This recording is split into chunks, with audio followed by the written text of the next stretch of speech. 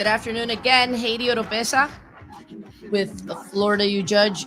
Good afternoon, and I hope everyone that's watching will be watching. I hope you're having a good Saturday. I am here today, and I'm going to have who's in the waiting room right now, judicial candidate Pinellas judicial candidate. That's the Sixth Circuit, which also includes Pasco County. She is running for Jennifer Dubbeld. She's running for circuit seat at Group 14. And I want to introduce her now. Hi, Jennifer. How are you? Hi, how are you? I'm doing good. I'm doing good. Despite I woke up and I had to take an emergency. I just told you about that before we went on Hopefully live. it's a But quick thing. Quick it fix. is, yeah, hopefully. So, anyways, welcome, and I brought you on because there's a race, and it's a three-way race. There's three candidates in that race. So, tell us a little bit about yourself, so that the voters can know about who you are, your career, and whatever you want to tell them, so that they can become somewhat familiar with you. Okay. Well, I am currently an assistant public defender. I have been an assistant public defender for almost 18 years. This fall will be 18 years. I'm currently in circuit court. I've been in circuit court for probably about the past 15 years, handling felony cases. I've handled everything from a simple disorderly intoxication case all the way through murder cases. I have always maintained a high caseload. I'm very efficient, and I'm in court every single day. This is something really important to consider because judges have to run courtrooms and know how the procedure is, and how the ins and outs are in each courtroom. I'm in court every single day, Monday through Friday. Typically, it's in the mornings, but I also have hearings in the afternoons. I have had anywhere from 1 to 28 clients on a single calendar in a day, which is pretty impressive and complicated to be able to handle that many cases in the morning. I have handled thousands of cases during my career as an assistant public defender, and I've argued hundreds, if not thousands, of motions. I haven't counted all of my motions and hearings that I've done just because there's been so many. And I have done many jury trials. I've also done many bench trials, many complex motions. A lot of people think because I'm an assistant public defender that my job is to find loopholes in the system. And that's not the case. And as you know, you practice criminal defense as well. My job is to protect our Constitution and to protect the individual rights that were afforded through the Constitution. And I take pride in doing that every single day when I go to work. People place their trust in me each day that I go to work, and they trust me with their lives, literally. Many clients are looking at life in prison, and it's up to me to figure out the best resolution, whether they're guilty or whether they're innocent, and to figure out what route to take in the court system. And so I have extensive experience dealing with people and also dealing with cases in court. When I started my career, I did a little bit of family law, so I did have a little bit of that background and some contractual work, and I worked also at a title company. But my heart has been in my office and public service. I truly enjoy protecting our constitutional rights and helping people at the same time. Okay, so yes, I did. I worked at that very office for Mhm. I worked about a year across the bridge, PD 13. But then in 2001, Bob Dillinger, the late Bob Dillinger, so sad that like seems sometimes like somewhat surreal. Time I goes by know. so quick. I know. And I worked there. It was an amazing place to work, for real, for like close to 6 years. And yeah, what you said about the caseload is true. I remember thinking, wow, and somebody told me one time, the fact that you can do that in the office, who had, maybe not because they were in capital, in the mental health capital, which Mhm. they can't have that huge No. of a, but because it's so intense, the death penalty work. But Mhm. they were like, the fact that you can do, anybody here can carry that caseload. That's something, that's a big plus on your capabilities work wise. You have to be very, very organized and efficient. That's For the real. only way you can do it. The people that aren't organized obviously don't last because you can't. I mean, there's so many cases and things to do, as you know, as an attorney, and have to look into everything. You can't just look at something and close a file. You got to actually look into what people tell you, look into the law, the statutes, everything. So you have to be very efficient and organized, which is something that's very beneficial to judges, because judges have to do the same thing. They have to be efficient and they got to get through those cases. Yeah.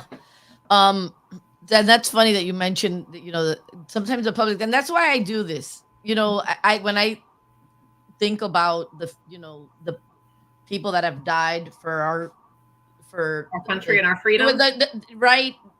Our way of life, our Constitution. The least that I can do is do something like this so that people can get acquainted with the judicial candidates, which when I started practicing law, and as I mentioned, I had Nicole Perlman on, and I told her that, or I said during the broadcast that I'm doing this, and I started doing this because my family, friends kept saying, I know nothing about none of these judicial candidates. And some of them were tempted to just skip over that. And I thought, no, you can't skip over that. This is important. It's the third branch, and for so many reasons, liberty, property, money, just tickets, your license, it's death penalty, if your loved one ever, God forbid, but so it's important what judges do and how it affects us. It's every aspect of your life. Even if you're not a criminal, it can affect every single aspect of your life. It's really important. Right. So we need the right people on the bench who are prepared, experienced, and have many qualities. The ability to manage a case load themselves, and who understand the law and will listen. Understand that they want their responsibility and seriousness of I have to listen and make sure that I do the right thing, applying the law and based on the facts that are presented. So yeah, it's very important. But it's funny, sometimes the public doesn't understand. You said that they think we're just there to look for a technicality, which technicalities are good. I mean. But that's not all we do, right? Sometimes, listen, we get, like, what do they say? We don't build it, we just fly it. We get facts that are not great, but then we want to make sure that the sentencing is fair. Yes. The public defenders, that the Constitution is not trampled or violated. So just make sure that it's fair and respectful of all the rules, evidentiary rules, constitutional laws that govern. So, okay. I didn't know you did family. So 18 years, a little bit. Well, yeah, that's and so a little bit of civil. Is there a preference that you have? I know Nicole Perlman, when she was on before you, she said she can do anything because she was a prosecutor, and I do, yes. But she wants to start in the family division if she's assigned there. Is there any preference that you have? You don't care? I would like to be in family law. I would like to have a break from criminal law. And I know that typically, so if I was elected, there's probably like 100% chance that I will not get criminal law, because there's, I think, the longest wait list to go to criminal law. But at the same time, they want to make sure there's no conflicts, which is appropriate. So I would openly take civil or family law. I'm a really fast learner and I'm eager to learn something new, but I do know about family law. I have, as you know, I have a lot of difficult clients. I have, there's a lot of times when I'm dealing with my clients and they're fighting me, arguing with me. I've had, been threatened with physical violence. I've had their families threaten me. People always want to blame somebody. And so usually it's always me that everyone's coming after. And so I have a very high tolerance and I'm very patient. And I think that for family law, that would probably play out really well on the bench, because you need a judge that's can see through the nonsense, but at the same time, somebody that can listen to everybody and help them reach a resolution, but also understand that people might be at their very worst spot in their time in their life at that moment when they're in court, because in family law, sometimes in a divorce, you're losing everything or you're fighting over your kids. And, it's pretty significant. It's something that's going to impact somebody's life for the rest of their lives and potentially kids. And I think it's really important to have a judge that has the temperament, but also the experience with dealing with difficult people and really hostile, difficult situations. So that that the judge won't be surprised or make rulings based off of somebody saying something stupid in court that they really don't mean, but they have a They're hard time stressed out. controlling They're themselves. stressed out. They're stressed Yeah. out. Now, what you said, two things: patience. That's in the judicial canons. That Mm-hmm. uh, sometimes we don't say that, but listen, we're all human, including judges. So, but it's a good. I have to sometimes. The other day, I was in the store and I was in a line. Somebody was behind me, a lady. We hadn't even really spoken, but we were there and we were waiting. And there was this older lady, and they had to do like a refund. It was a whole thing with a credit cards and refunding and applying this, and it was a bit, and then we just looked at each other and I said, we're gaining patience right now. And she said, and I said, I'm praying, God help. And she was like, me too. But patience is a thing. And it's a good thing to have, because when you don't have patience, it's not good on the body or the mind. I don't think you get stressed out, anxiety. But that's and listening. You said something about listening. That's important. People So important. are so. I have clients that it's a ticket, and they are so scared. And I'm like, Mhm. wow, it's a ticket, but they're afraid. Could you Yeah. imagine when it's something more serious than a ticket? And people, when they feel, if you don't listen, you can really hurt someone because they might really be innocent. You Hmm. know, Hmm. so and if you want to do the right thing, you have to listen. Listening is so important, and I think it's for everybody that's in court. So, whether it's somebody that's pro se and not represented by an attorney, and sometimes people just want to be heard. And I've learned that some of my cases where clients are very angry, and when I listen, and they just want to be heard, and then the case can get worked out, but they just want someone to hear their side just to justify or explain something, and then you can reach a resolution. And so I think it's the same way in court, that sometimes people just want to be heard. And it's also important for attorneys too, that judges listen to attorneys, because we have to make a record, as you and I know. When we're in court, there are certain things that we have to make sure that we say to make a record if a ruling is against us, just for appellate purposes. And it's important that judges let the attorneys make the record and say what they have to say, and then you call it a day. But I think it's important all around to be a good listener for everybody in court. I'm learning how to be a better listener. I got to tell you, sometimes I'm like da, da, da, da, da, talking, talking, talking, and sometimes a lot of people we want to talk. We're waiting for the other person to finish and start talking, but Hmm. it's good to listen. Um, and you know what you said is true. Sometimes when people do want to get heard, and we need to listen. We're just so busy. Our culture, our country, we're so busy that sometimes it's like, I don't have the time to hear all that. But you know what? It really makes a difference when you just sit there, just stop and listen to somebody, because you might think, wow, I wouldn't have known that had I not listened. Hmm. And then sometimes when you listen to them, you can explain to them, well, here's this, and then they understand, okay, like you said, it can get worked out, because now they understand, all right, well, I get it now, how, that's not good for me, you Yes. know? Hmm. So you're right. And here's the other thing that I want to say. It's great every time when the election cycle comes up around, where there's judicial seats, there's openings, and people are running for. Everybody's so excited. I want to be a judge. Please vote for me, support me. But and I'm not saying that this is generally the situation, but sometimes you kind of wonder when you see judges, like, why did you run for this job? I If agree. you if you don't want to listen. Now, Hmm. listen, I'll say this, that sometimes you got to kind of redirect people, because they start going off chasing Oh buttons yeah. and saying things that are not relevant. We do have to, like you said, manage time. And you're like, wait, that's not relevant. Okay. Hmm. Okay. But I wonder, like, why did you run for this job? You have a good, cushy gig. You're in a place of public service. You're getting compensated nicely. Maybe you're not becoming super rich, but you're making a comfortable you're getting a nice paycheck, Hmm. and you have benefits. And so just listen.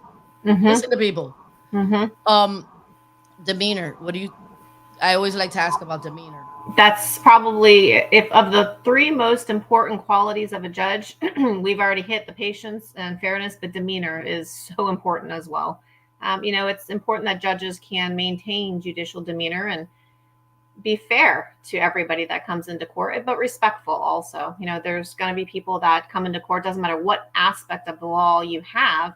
There's always going to be somebody that is angry, or somebody that thinks they know everything, or they have something to say, or complain about, and you have to be respectful to everybody. And I think that maintaining your judicial demeanor and just being pleasant in court, but also you have to have a firm backbone when that is called for. So you have to balance between compassion and firmness. But I think that all of that ties in with demeanor, and it's extremely important for any judge.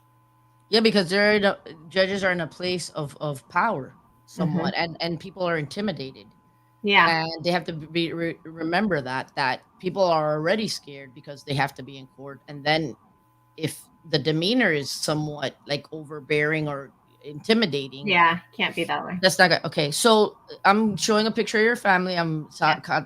Grabbed that from your website. Mm-hmm. I'm going to be sharing your website shortly, and Thank you. uh, in the comments section, including the address, the link, so that people can readily go on there and learn more about you even after the broadcast. So tell us a little bit about yourself, um, that had your personal history.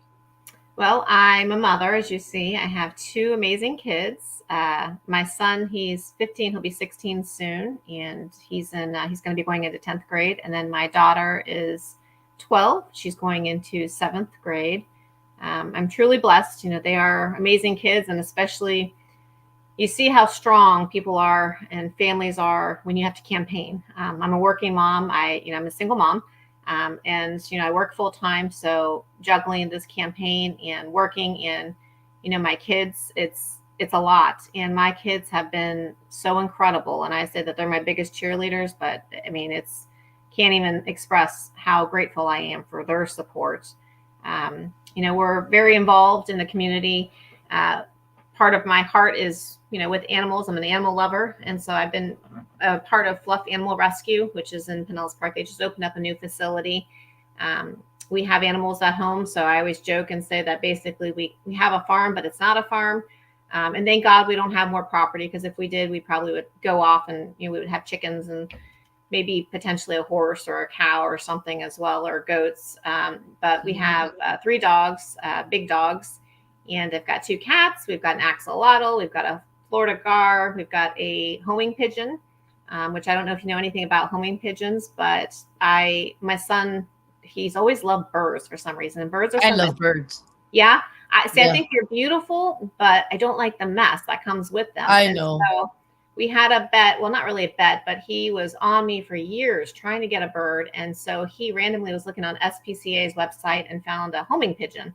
And he said he wanted to get it, use his savings, as 25 bucks. I'm thinking, oh, perfect. And he's like, I'm going to test it and see if it will leave our house. I'm thinking, perfect. Yes, let's do this, because there's no chance it's going to stay at our house.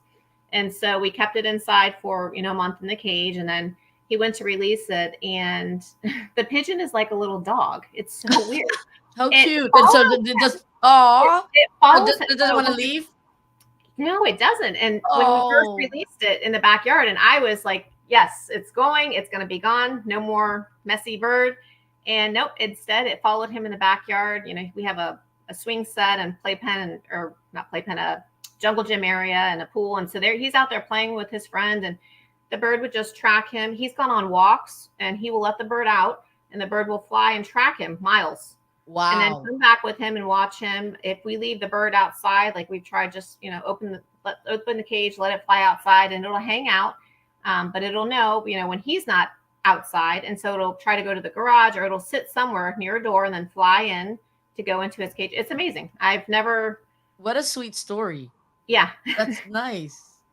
So Okay, so I'm gonna go ahead and share your campaign website, and these are all endorsements. mhm. Are you seeing that? Can you see it? Let Yes. me put. Okay, so Gregory Holder. I was in front of him every now and again when he was on the bench. Mark Ober. Um, okay, so uh There's your family again. So you can for voters who are going to be voting in Pinellas or Pasco, you can find out more information about Jen here, and then I'm gonna go ahead and in the comments section, I'm gonna share that. So it's JENN Dubbeld.com. Pretty easy. There Well, I on have the an bottom. even easier way. It's if you put vote Gen 4 number 4 judge.com, it'll come up too. Okay, vote. Let's say that again. Vote Jen, but they only do it with one N, JEN, and then the number 4 Mm-hmm. judge.com. That goes to the same link. Oh, okay. So, all right. So here's the other one. Vote. Yeah. JEN4judge.com. That's the other one, and they both direct to the same website. Yes. Yes. Okay, great. Well, so if you let me see the what tabs do you have? So you have an endorsement tabs. Okay, beautiful. I will go ahead and then I'll stop this screen share. Is there anything else you would like to address the voters about? Well, The dates. August 20th is election day. The mail-out ballots have already gone out in Pinellas and Pasco County, but election day is actually 1 month from today, so we're getting there. Right. There's a chance that the top two in my race will have to go to November elections, but the primary is August 20th, and it's so important that people vote. A lot of people skip over the judicial section just because they don't know anything about judges, or they just go with whatever name they like the best. But I think that people really need to do their research and see who has the most experience. I have extensive courtroom experience, and my experience as an assistant public defender is invaluable to the judicial system. I have the most courtroom experience of any candidate in my race, and that's so important to consider. And all around, people's reputation is also important to make sure you have somebody that has the judicial temperament and the demeanor and the patience, and that's proven to always be fair with everybody, but also at the same time finds the Constitution extremely important and will always uphold the rule of law. Okay, and I just when Nicole Perlman was on, she just said that so the mail in and the mail in ballots have been sent, but that people have to call. Some people think they're gonna. Yeah, I think that deadline has already passed for the mail-in ballots. Oh, okay. I She don't didn't know. remember, but I know the deadline to register. Actually, I can just look really quick. It was, I think, on Monday or Tuesday is the deadline to register to vote for the primary. So people have not registered to vote yet for the primaries. The deadline is, I want to say it's Monday, but I could be wrong. But it's right. I mean, we're right there. So if they don't register to vote, then they can't cast a vote for the primary. So they may have missed the deadline to get the mail-in ballot. Yes. But they should call anyways, just to check. Yeah, you can vote in the primaries. And it's not just on election day. So a lot of people also think that, if I have to work on August 20th, I can't vote that day, so it's no big deal. Well, they have early voting too, the weekend before. And there's, I think, three precincts, I think, in Pinellas County. And then also there's 2 or 3 in Pasco County. So people can vote on the weekend as well to make sure they cast their votes. Okay, so but then they can, if it's too late to get the mail in, they're able to go vote early voting. They can. Everybody can do that. August 10th and the 18th. The 18th, and then the 20th, of course, is the last day. That's to vote in person. Okay, you want to leave the voters with any last words before we bid everyone a good rest of their Saturday? Oh wait, so yeah. Laurie, thanks for tuning in. Early voting starts August 10th and ends, August 10th. Okay. Ends on the 18th, and then boom, August 20th is the election day to also go in person to vote. And I think if you have your mail in, you can actually go in person to those. You can and drop it off instead of mailing it. Yeah. Yep. Okay, if you want to leave the whoever's watching will watch as a pre-record. Any last words? You're able to do that, and then we're gonna say goodbye. Well, I thank you for your time, and I just hope that people will again look at the experience of all the candidates, and if they do so, they will see that I have the most courtroom experience and the proven track record to be a great judge. And I've already given back almost 18 years to public service. I'm the only one in this race that has done that. And that has proven that I'm in this from my heart. And, you know, I want to do this because I want to benefit our community and the judicial system. And I ask that people go on my website, check me out, votejen4judge.com, and vote for Jen for Judge on August 20th. Okay. Haiti Oropesa, thank you for tuning in. Please go vote if you're in Pinellas and Pasco, and also share these broadcasts with these candidates who have given some information about their candidacy platform. We're going to be back at 2 o'clock. Attorney Donnie Kilfin is going to guest host at 2, and he's going to be chatting with judicial candidate Kate Spurlock, who's running for a circuit seat in Pinellas and Pasco in the 6th Circuit. Okay, see you at 2.